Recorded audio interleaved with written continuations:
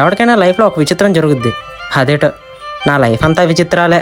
మీకు అర్థం కాలేదన్న విషయం నాకు అర్థమైంది. మొత్తం చూస్తే మీకే అర్థమవుద్ది. నేనెందుకు చెప్పడం, మీరే చూడండి.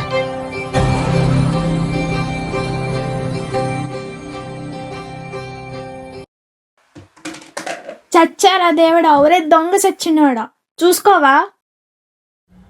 ఏంట్రా సౌండ్? అమ్మా, అమ్మాయి ఉండాలా?